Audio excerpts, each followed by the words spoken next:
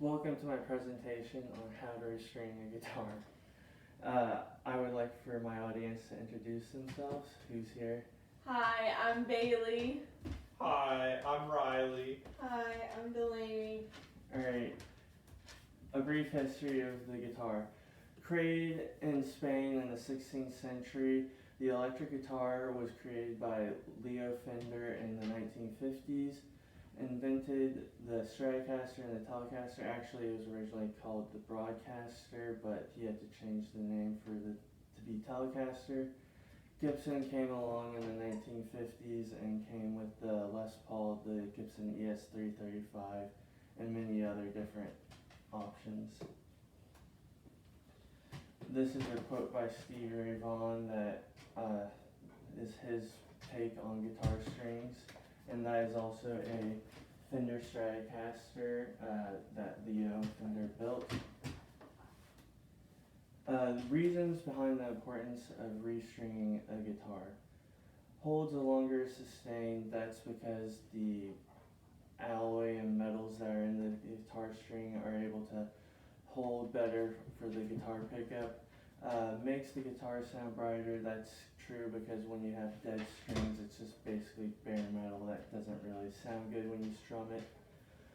Makes the frets last longer. If it's just bare metal, the frets on the guitar wear down more easily, and then it becomes like a $400 to $500 repair to get those refretted.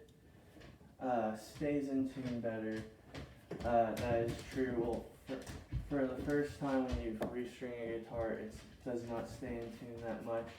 It only stays how it is. It'll change tunings real quick for you because the strings haven't been worn in that much yet.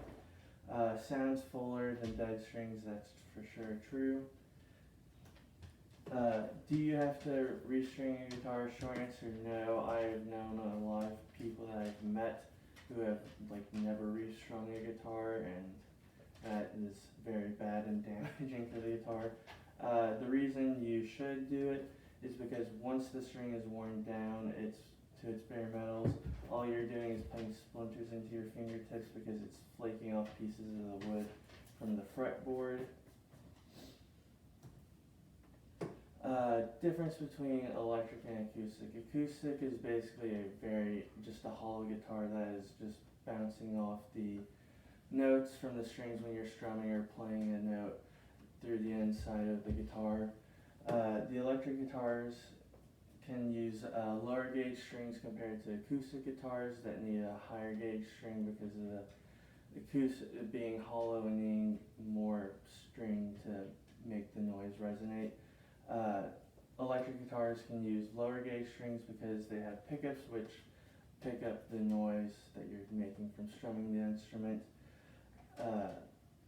Next. Brands of guitar strings.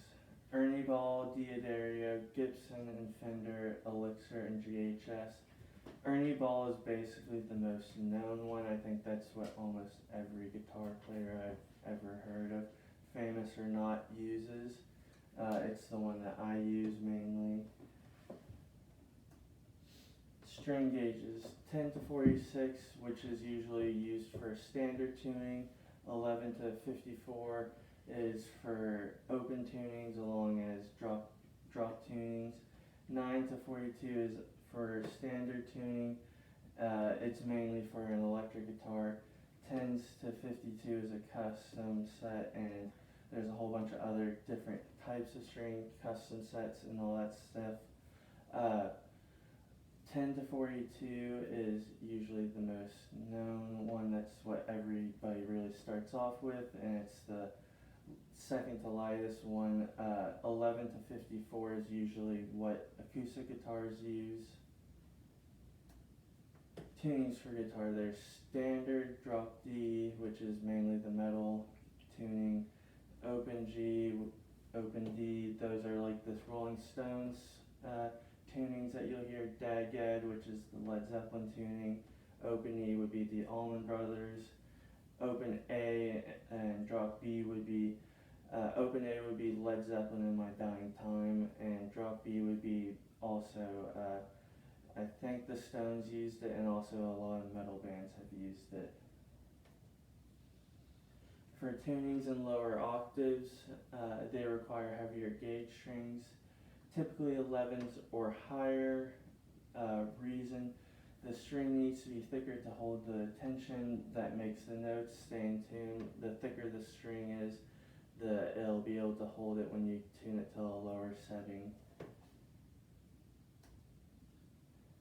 Artists and their favorite brands of strings. Now this is changing all the time, but last I checked when I looked online and also saw some rig rundowns was Slash was using Ernie Ball, Joe Perry, D'Addario, Rich Robinson, GHS, Eric Clapton, Elixir, and John Mayer, Ernie Ball. Equipment you need to restring your guitar. Guitar strings, you obviously need those. Guitar string winder, which is what you use to wind up the string to the tuning peg. Fretboard cleaner, you always want to clean your fretboard depending on which neck you have. Some people who have maple guitar necks don't like cleaning their fretboard because it leaves that weird black looking stuff on it. I only have one guitar with a maple neck and I don't play it that much, so it never gets worn down. A washcloth and a fretboard to dry off the fretboard. Wire cutters, because you don't want the string to have any extended part. You want it to be nice and clean. And a guitar tuner so your guitar stays in tune. Steps to replace string. First, remove the strings with the wire cutter. You might want to tune down while you're doing this, and just so that it doesn't snap and fly at you. I've had my hand cut open a few times by accidentally doing that. Clean the fretboard. You use the fretboard cleaner with that, and then wipe it down with a towel. Clean the dust off of the rest of the guitar. Usually when you take the strings off, that is about the time when you're able to really clean the guitar and make sure it's not all dusty and all that stuff, because the strings block areas that you're not able to get to without taking them off. Making sure all the tuners are straight. You want to make sure that when you tune, when you put the string through the guitar, that the string is going through straight. That way it doesn't break and it'll make it hold in better place. Making adjustments to the bridge. When you have the strings off the guitar, you can raise the action on the guitar, which is the length from the strings to the fretboard. Depending on what tuning and style that you're playing, it will take into account for how high or low you put your action on your guitar. Then put the strings through the bridge and feed them through the tuners. Usually there's a hole through there that they follow. If it's on a Les Paul, you have to put it through a hole and then make sure that goes through the bridge, which is its own separate thing that was like the Les Pauls were shown before. That's what it would look like. For a Strat, it has all a one-way thing where it just goes through the bottom, and the bridge, you don't change the height for the strings on that. Now put the strings through the tuner. What you're going to do is you pull them through the tuning pegs through a hole, then you pull the top of this guitar string to the next tuning peg. This is what I've learned from, I've heard that this is how Martin and Guild restring all their acoustic guitars. It's because there's some sort of mathematical equation that makes it the tension for the length of the string perfect. I don't know what it really is. All I know is that's what they do, and that's what I follow to do. When you do that, then you just bend it a little bit so that you know that's where you're supposed to bend it. Then you start tuning using the speed winder, which will help wind up the guitar string so it doesn't get loose and wrap around and get all twisted. You'll want to have 3 to 4 loops around the peg, which will make sure that the guitar has enough tension while you're lowering or raising the tuning, because you do need enough tension to be able to get into standard tuning. Then go through this and do this process with all the 6 strings. Then once you are done, you'll want to use the tuner for the guitar. advice for beginners: practice, practice, practice. It took me about until I started playing guitar when I was 13. It took me about until I was 16 to actually be able to restring a guitar perfect every time. It took forever for me to do it. It was the least favorite thing I enjoyed doing while playing the guitar. I think that's also one of the reasons why everybody hates learning the guitars, because it is so hard to restring it. YouTube it. That's how I first did it, and then I've heard from other people on why the Guild and Martin way was better. Guitar stores usually have seminars on this, and other luthiers who work on guitars, they can explain better details. Don't worry about if you snap strings, it won't damage the guitar. It never really does.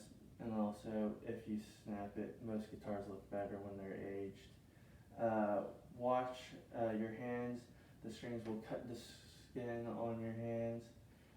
That is very important, and just be careful because it will hurt if it snaps on you. End notes. It takes time to practice on that's why it really is a hard thing to learn to do. Most people, I think this is why they give up on the guitar, because after a point their strings sound terrible, their guitar doesn't stay in tune, and so they go, oh well, I don't know how to restring the guitar, so they can't, and so basically they just give up. And I think if people knew that it was a little bit easier to do, I especially think once learning the Martin and Guild way, it made restringing the guitar for me a lot easier. I was not able to mess up and was able to do it a lot better. And then thank you. Does anybody have any questions? What strings are your favorite? Silence cell phones, please. For me, it would be, I've tried many different companies. I would have to say currently I'm using Ernie Ball Cobalts, which is a new type of string that they came out with. They say that it doesn't snap, but I've snapped a few of them, and I think they're a little bit liars on that side. They are a little bit more expensive, so that's why I kind of don't really use them that much. I'm using the last 30 pack that I have of them. Before that, I think I'm going to not use them again because they're like $25 a pack, which is ridiculous. But those are my favorite. How often do you have to change your guitar strings? Depends on how much you play the guitar. For certain people, it could be once a week. Some people it'll be like a month. It all depends. If you have multiple guitars too, that also helps because you're just going from guitar to guitar. As long as if you put it in a guitar case and make sure that it's just not sitting out and outside where people are breathing on it and touching it and all that stuff, because the oils in your hand is what really wears down the guitar strings other than just playing the guitar. If you just like put your hand over the strings, your oil in your hands will wear it down over time. And then next question. Who is your favorite guitarist? I would have to say between Eric Clapton and Rich Robinson. Rich, I started listening to a few years ago because my guitar teacher introduced me to the Black Crowes, and I think he is the best because he is basically Keith Richards on steroids with acid thrown on top, which is really fun.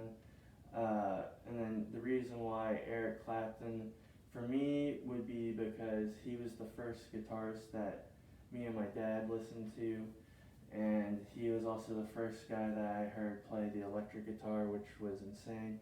I know most people say Hendrix or Stevie Ray Vaughan, but it wasn't that. It was mainly Clapton that I heard.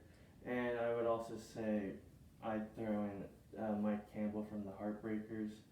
He's one of my other favorite guitar players. He's not as crazy as the other two, but he also knows how to make solos and everything work into a song, and I think that's the best. Any other questions? No? Alright. Thank you, and that'll be it.